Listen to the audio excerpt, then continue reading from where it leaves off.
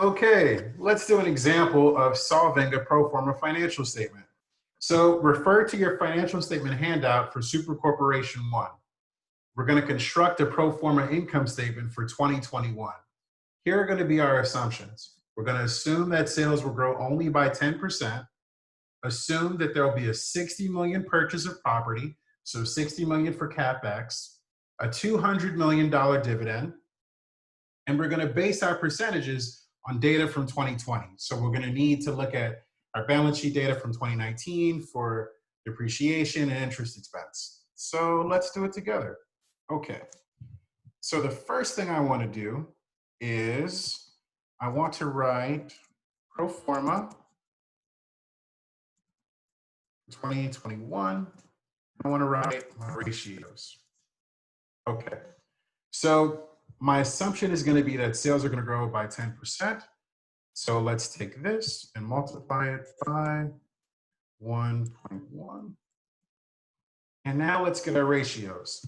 Our cost of goods sold. So our cost of goods sold is going to be a fixed function of sales, cost of goods sold is going to be a fixed function of our sales from last year. Our general expenses are going to be a fixed function of our sales from the year. Our R&D is going to be a fixed function of sales. And now we've got our depreciation. So for our depreciation, we want to make this a fixed function of our property, plant, and equipment from the previous year. So this is going to equal depreciation in 2020 divided by, we go to our balance sheet, our property, plant, and equipment from 2019. Okay. We also have our interest expense, and it's the same idea. Our interest expense, we want this to be a fixed function of the amount of debt that we borrowed in 2019. So we take our 2020 interest expense, and we're going to divide that by our balance sheet, our long-term debt from the previous year. Lastly, we have our taxes. So how are we going to do our taxes? Well, we know the tax that we paid, and we also know our net income. So we're going to assume it's going to be held fixed. So now we have everything that we need in order to complete our net income pro forma. So let's do it. What do I expect? I expect that my sales are going to increase by 10%. So my cost of goods sold, I'm now going to take that ratio and multiply it by my projected sales for 2021. My general expenses, I'm going to take my ratio and multiply it by my sales for 2021. My R&D, same thing. I'm going to take my ratio, multiply it by my projected sales for 2021. For depreciation, here I'm going to use this ratio, but instead of sales, remember it's going to be a function of my PPE. So I'm going to multiply that by my property, plant, and equipment for 2020.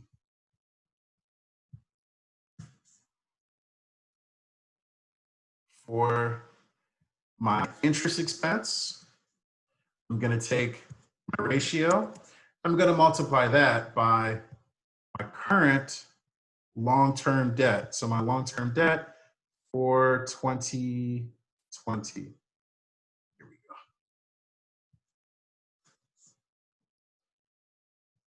So now let's total these through and see what we're finding. So first, my gross profit is going to equal my sales minus my cost of goods sold. So I've got a gross profit of 792 million. I now need to reduce it by these expenses. So my earnings before interest and taxes is going to equal my gross profit less my general expenses, less my R&D, and less my depreciation. My pre-tax income is going to equal my earnings before interest and taxes. So this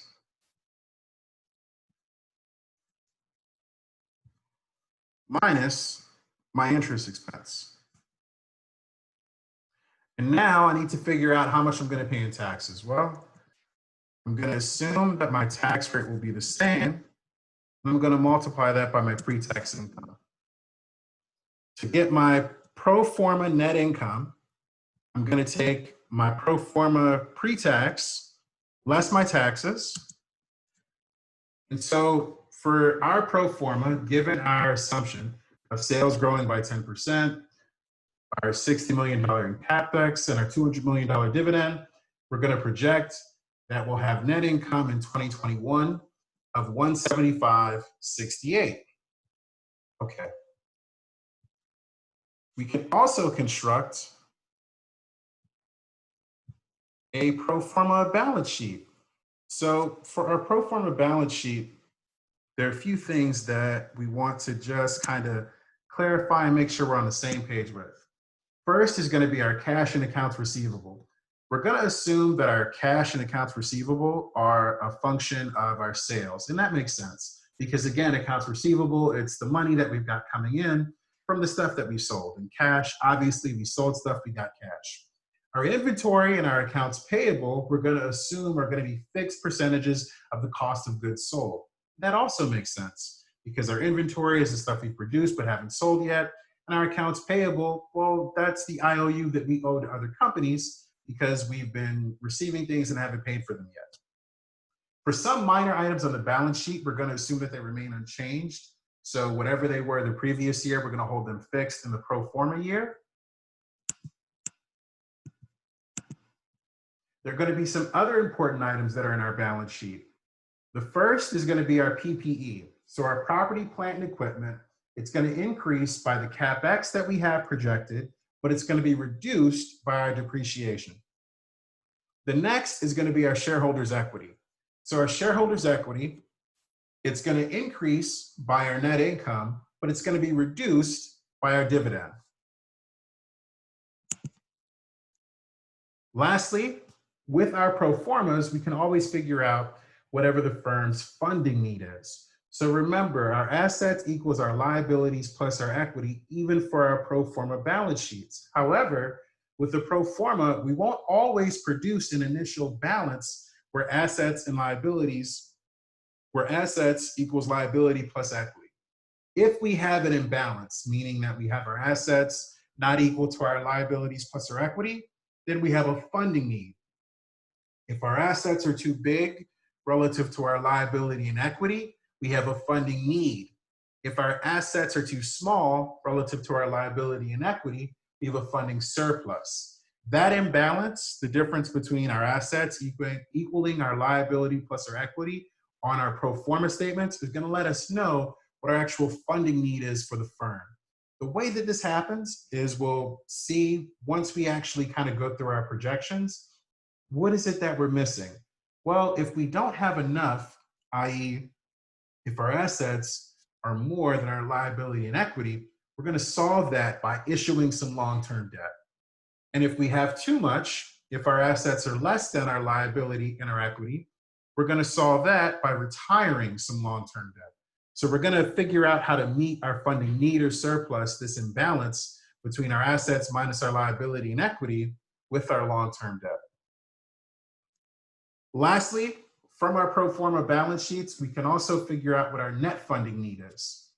So that net funding need is going to be the negative of our operating cash flow minus our change in net working capital, minus our investment in fixed assets, minus our interest, and minus our dividends.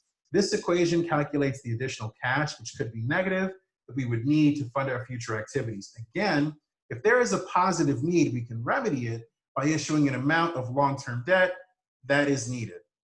So our pro forma balance sheet, we've got our funding need, our net funding need, and if you can recall from your intro finance course, your operating cash flows are your net income plus your interest plus depreciation, and your net working capital, it's your current assets minus your current liabilities.